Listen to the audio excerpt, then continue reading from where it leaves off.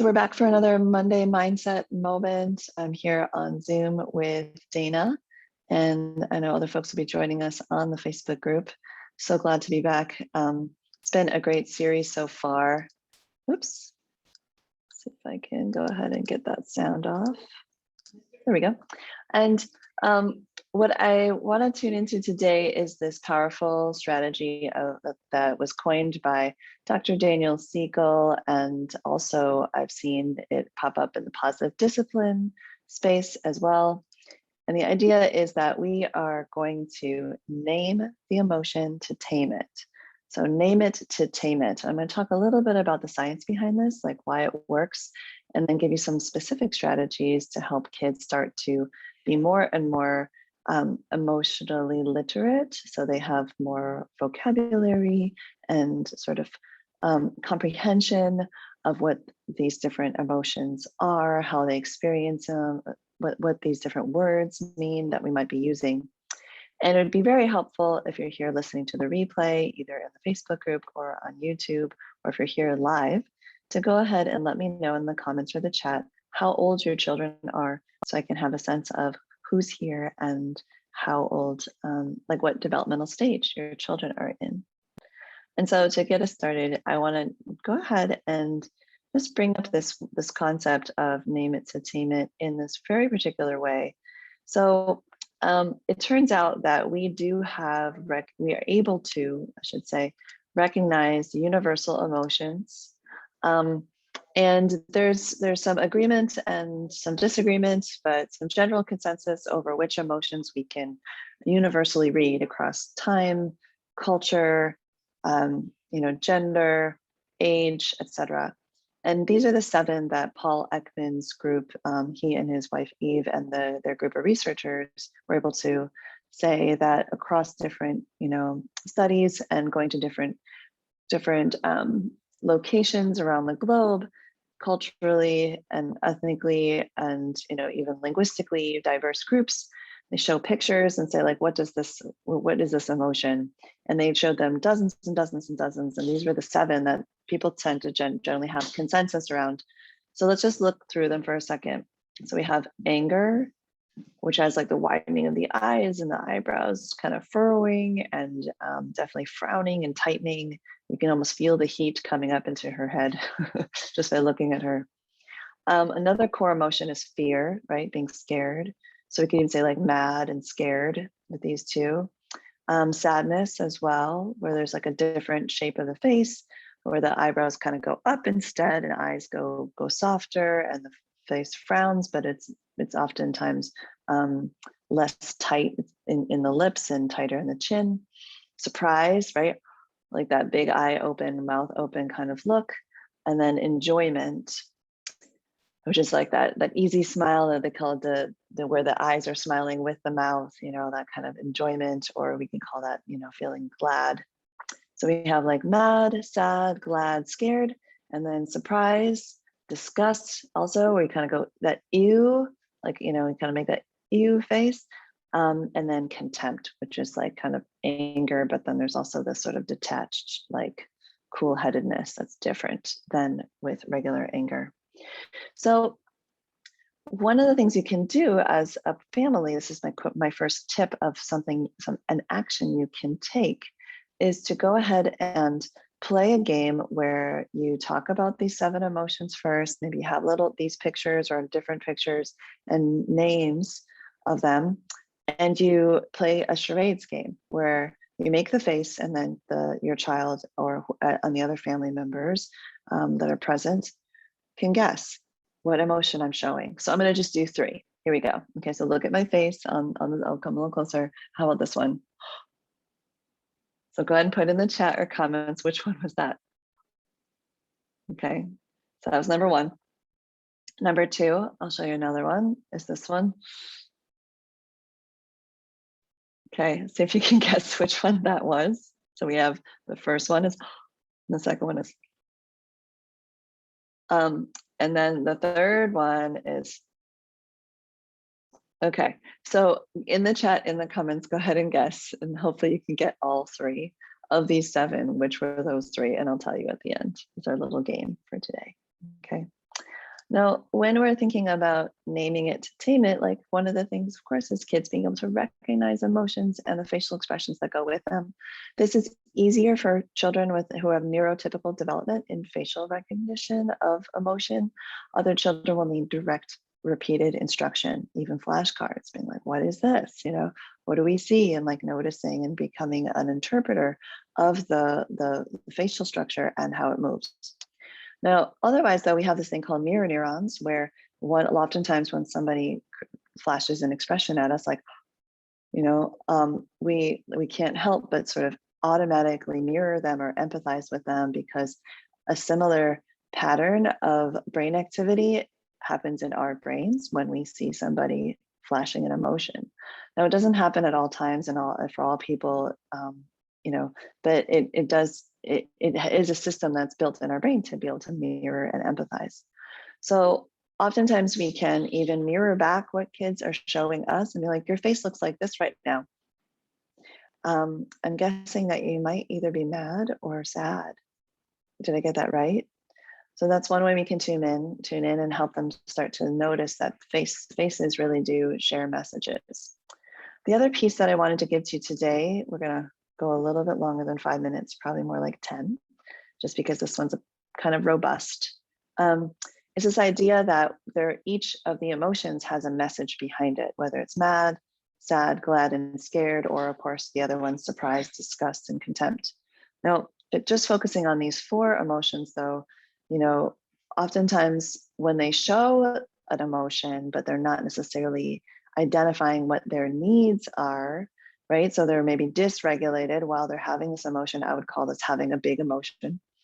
That's sort of overriding the thinking parts of the brain and kind of limits their access to being able to share what they actually need or what they want or what happened before. Oftentimes the message that's coming through, that if we can tune in and empathize with it, just like we talked about last week, but then also just help them to get to know help them get to know what does mad mean? What does sad mean? What does glad mean? What does scared mean? And how is it useful? So this is particularly helpful, I would say, for younger kids, the very first one, which is just reflecting back. But even I like to hear it like, oh, you really know what you want here in this situation, but you're not getting it, and that can be frustrating. Yeah, especially because you really know what you want and it's just not really happening for you. That makes sense. I see that you're mad that you can't have it, and I really wish we could just like wave a magic wand and give it to you right now. Unfortunately, that's not what's happening. Like we don't have a whole hour to build a whole nother Lego set. Let's say the Lego set fell down, or like sometimes we can't control what other people are doing. I'm thinking of a teen or tween who's maybe feeling left out or something. And I wish I could just wave a magic wand and people could treat you more fairly, And then just doing that can oftentimes really calm things down, because otherwise, like the expression of like the anger or the sadness or gladness or their fear, this being scared, is just going to keep going until it's sort of heard. Like how many times do you repeat yourself trying to get your kid to listen to you? Well, they're doing that back with big emotions, and so do we and our partners and other caregivers and other people in our lives, coworkers, for example. So just real quick, let's roll through. So for mad, I know what you want and you or the situation won't give it to me. And you can empathize by saying, I see that you're mad that you can't have something and I wish I could give it to you. With sad, the message is often, I know what I want. I used to have it and now I don't. And it's like this feeling of loss. And what's interesting about this one is like, I used to have it, or I used to think I was going to have it, right? Like an expectation that's not met can lead to sadness. Like, oh, I thought we would have time to play. Oh no, we don't have time to play, right? So sometimes you lose something even before you have it, but you had the expectation, and that's what the loss is about. Glad is great because I know what I want and I have it. Like that satisfaction, from satisfaction to like bliss and joy. I see that you're happy and content that you have blank, and I'm happy for you. So being able to kind of join the joy, join them in their joy. That's just as important as empathizing when they're not feeling well, Because sometimes when kids are glad and we're not, we can actually kind of be a killjoy and say, okay, come on, let's get this thing done. Oh, I know you're having fun, but come on. But if instead you take a moment and say, wow, I see that this toy is really exciting to you. Like, you really enjoy this. I see that. And I'm so happy for you that you found a toy you love so much. Wow. Maybe just take a moment to just soak that up and then work on transitioning. It'll go much further. Okay. So last one, scared. The message is, I know what I want, but I don't know how to get it. Oh, that's tough, because it's like, I know I want to get somewhere cooler. It's too hot out, but I just don't know how to find shade. And then kids can freak out, right? Because they're just overheated. They don't know what to do. Or another thing that can happen is, I know I need something, but I can't even figure out what it is that I need. And I don't know how to get it because I don't even know what it is, right? So empathizing, like, I see that you want to have something, or you're trying to figure out what you need. Would you like some help with that? And really, it's a time to get close and to be very patient with trying to get to the bottom of the fear, and then coming up with some kind of way to give them a break from the thing that's triggering them, or a way to cope while they're there. So next week, we're going to be talking about finding coping tools that fit really well for each family member, so that you can take this message, and then once you have a connect, right, to their emotion and the message of their emotion, you can help them to also reflect and choose a way to cope.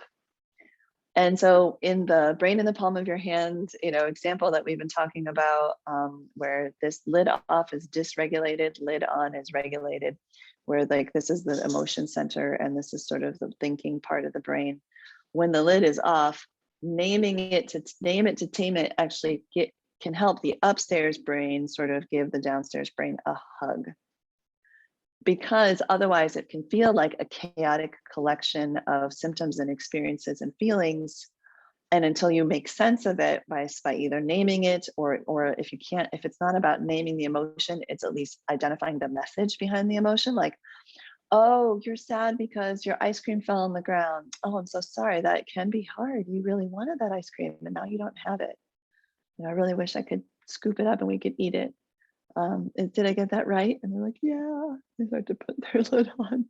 So tell me in the chat, which of these emotions, mad, sad, glad, and scared, do you think that it would be especially helpful for your child or children to start being able to give the message to them, to help them understand what it is they're experiencing? And I've got Siobhan here on Facebook and Dana here on Zoom. So would it be mad, sad, glad, or scared that you think you could help your child with the most? And what I want you to do is, after you pick one of them, I want you to go ahead and write down the message of that emotion. Okay, let me just get it to a place where you can really see it. Go ahead and write down the message of that emotion. And I want you to fill in the blanks a little bit here, practicing one sentence of that empathy, right? So for example, if it's sad, like your kid cries a lot, is whining, or you have a hard time when they cry or whine and show their sadness, maybe it triggers you in some way. This is especially important for you then to like try to get down with that emotion and start practicing empathizing with it, even if you are having a bad reaction to it. Guess what? You'll be more likely to treat yourself better when that emotion comes up for yourself too, with some self-emotion coaching, which we'll talk about in a couple weeks. So the usefulness is, the empathy might be like, think of a specific scenario when your child would be sad or has been sad. Like, oh, I see that you're sad that we have to go to school now. They give you Siobhan, and that you don't have any more time to play. I wish I could stop time and give you endless playtime until you drop, but sweetheart, the clock says it's 10 a.m. or whatever, sorry, 8 a.m. and we need to start moving towards the door. Just that line of empathy can do so much to give that downstairs brain a hug from the upstairs brain, and also have them feel like that you really get it, and you're not actually picking a fight with the feeling, which I highly advise against. Like, don't ever pick a fight with a feeling. You will lose, or you will both lose, right? So what could that message of empathy be? So I'm checking the chat for something from Dana. Dana, I want you to maybe take a stab at it. What message of empathy could you say to your child when they're experiencing one of these emotions? Stick it in the chat. If you're here listening on YouTube or on the Facebook book as a replay, put it in the comments. And then if you're here live in the Facebook group, go ahead. So Siobhan has a great one, and this is where we'll wrap. We'll finish here. I see that you don't want to go to sleep because you're scared. Would you like some help getting settled and become more relaxed? Really good, Siobhan. Siobhan is one of my members of the Family Foundation's year-long immersion program, and we've been practicing this, haven't we, Siobhan? So we came up with such a good, solid one. I could see that really helping your boy. Yeah, helping your guy.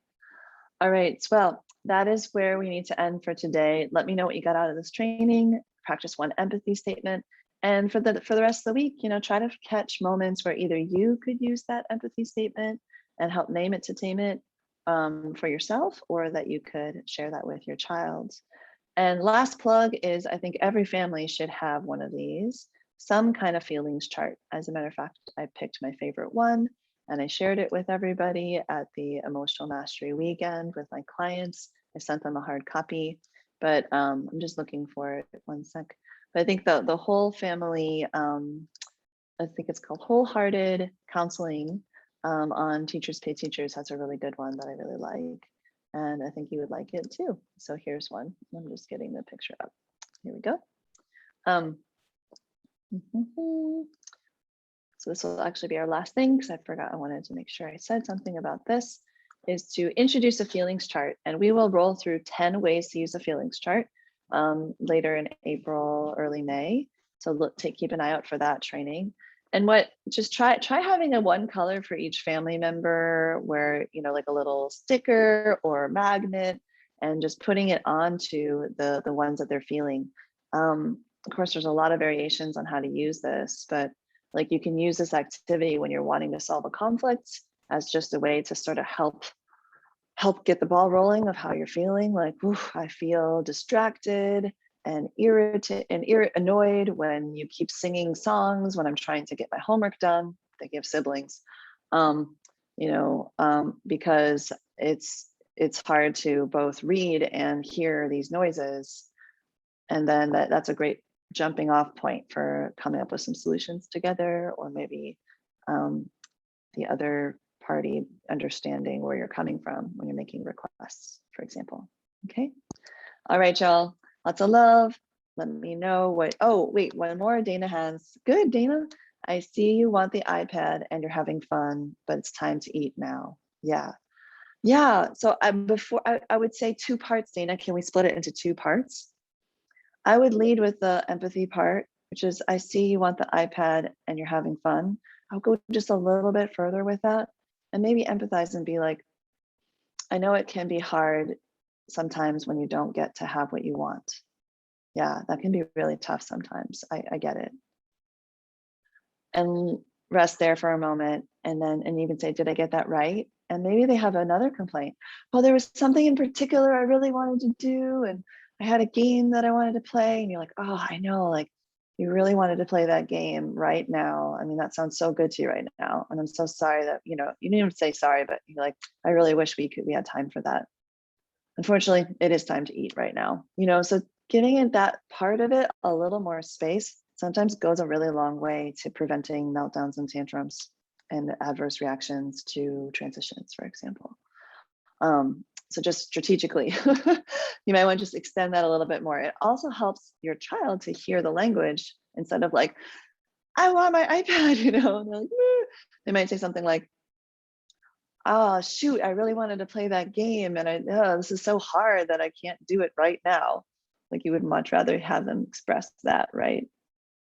So sometimes our empathy statements become what we hope they say or think in the future when they're navigating that emotion or that situation again. Was that helpful, Dana? Okay, yeah, just let me know. All right, so that is our Monday Mindset Moment. I hope it was helpful. Let me know what you got out of it in the chat, in the comments, and always feel free to invite folks to our Facebook group. If you're on Facebook, it's really a simple way to share great resources with other families. And just real quick, I'll show you what that looks like. Here it is. It's this blue invite button. If you click invite, you can invite with email by sending it to some friends, or you can invite Facebook friends this way. And you just click the people, or search for them and click the people you want to invite and just click send invites. Super simple, and they'll thank you for it. Okay. All right. We'll see you next week on Monday at noon. Lots of love and bye for now. I hope to see you there at noon next Monday. Okay, bye.